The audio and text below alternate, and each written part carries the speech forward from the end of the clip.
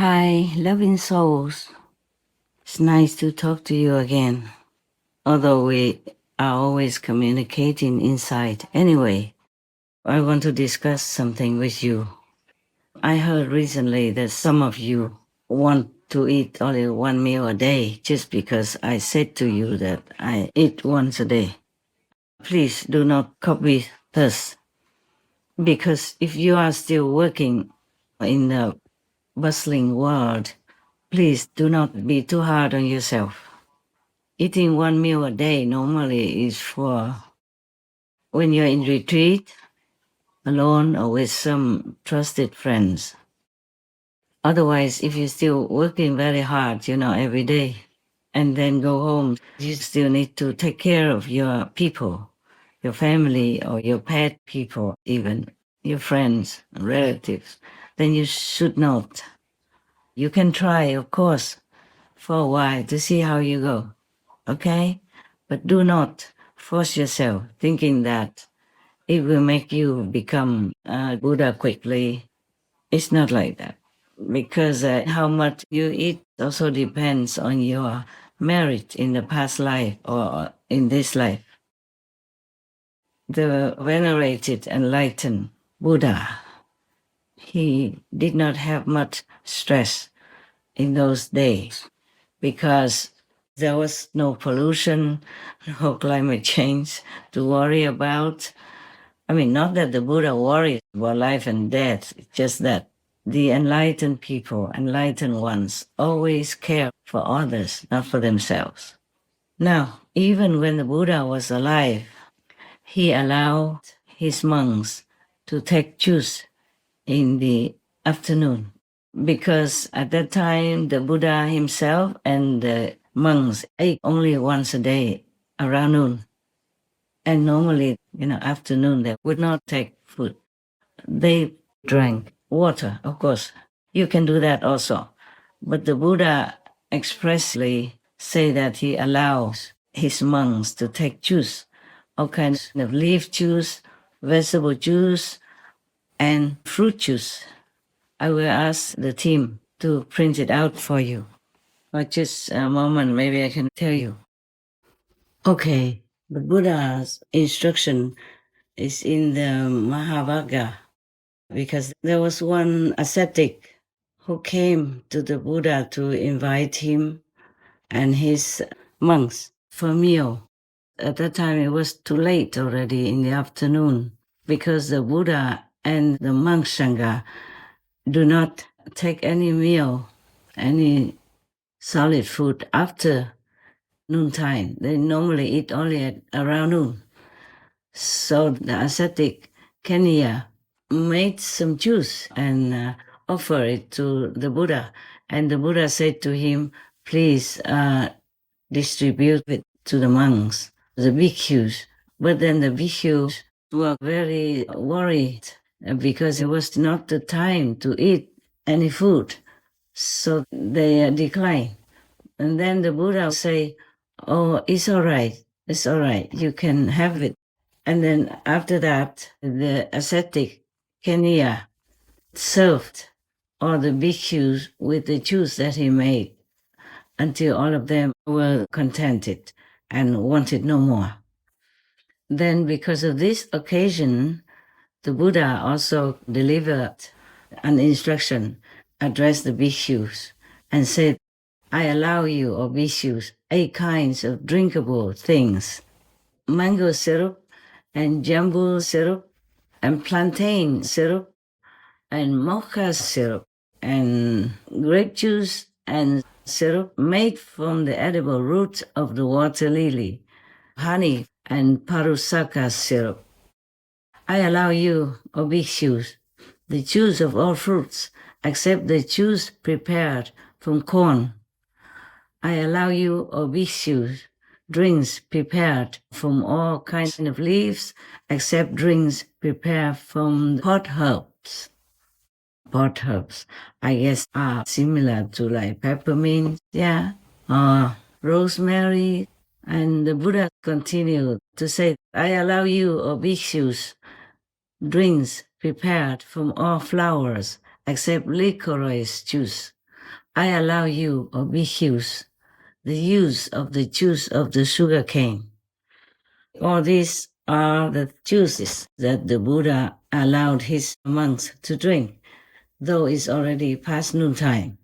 And even before this occasion, the monks were allowed to take food when traveling or in a similar situation when the exact time for the meal was uncertain.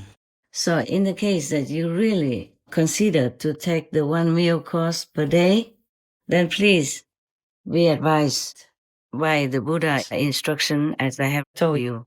There's also honey allowed, but normally, even before that, the Buddha allowed the use of honey for medicinal purposes and to keep it for only 7 days.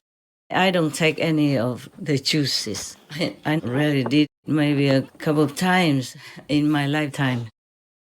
They're nice, they're okay. You can take them in the afternoon in case you insist you want to take one meal per day at noon. But be careful, you have to have enough nutrition because you still work in the world and are being, influenced by the energies of the hungry and appetized people of your surroundings.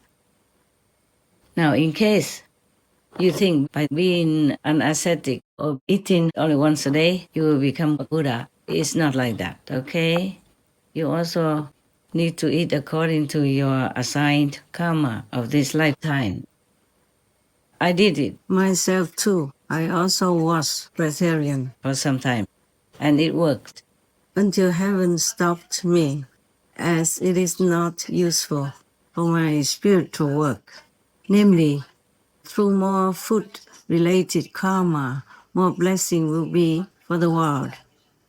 For my petite physical body, it does only all it can physically. But I tell you, it was such a freedom, such a floating lightness that I was so sad to discontinue. I am still sad remembering that. So please do not force your body to do it, even though the will is strong and anything you like can be done. But if your karma is designed otherwise, or you do not have a very strong spiritual practice and inner spiritual strength, then your body might fail you. So please, you can try for a while to see how it goes. If it doesn't work, you have to try to readjust to your old menu gradually, as long as it's vegan. I do not like to make the impression on any of you that asceticism is a must in our practice. No, no, no, no. Please be normal, okay? Be normal.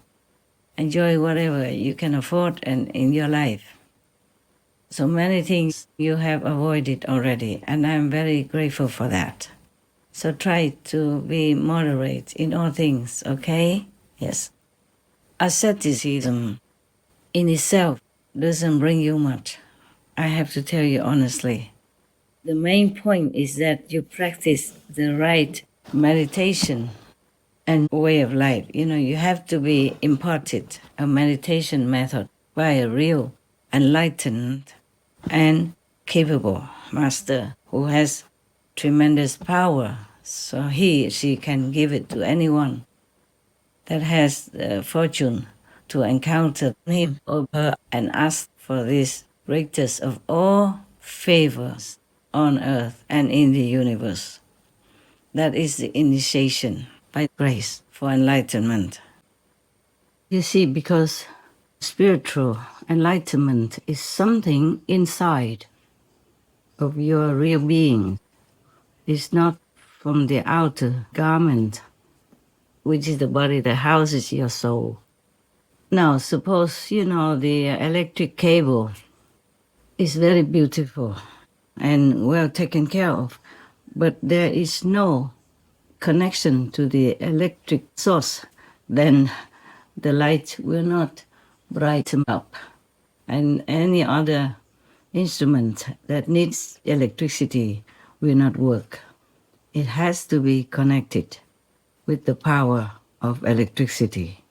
Similarly, if we take really good care of the body, but we don't have a connection with the real source of God power within, then it's useless. Of course, the electricity cable has to be well maintained so that the electricity can go through for other uses. But it's not overdoing the electricity cable. You don't have to take extra care of the electric cable. But you have to maintain it well, sufficiently. You don't have to decorate your electric cable with flowers or silk or velvet or any other beautiful cloth, or paint it all kind of color, or decorate the electricity box or the electricity, plug. That will not be necessary. Okay, that's it. I hope I have explained sufficiently, because you are intelligent anyway. And for immediate enlightenment, that is something you have to count on your 1,000 aeons of blessings to be able to receive it from an exceptional, powerful master. Without that, even if you become ascetic for a long, long time, and you even don't eat anything, it's not much use. Of course, it might be able to clean some of your karma, but the physical karma alone cannot bring you to liberation or condemn you, because spiritual insight is different from the outer knowledge. I have to think of how to explain it. Do I still?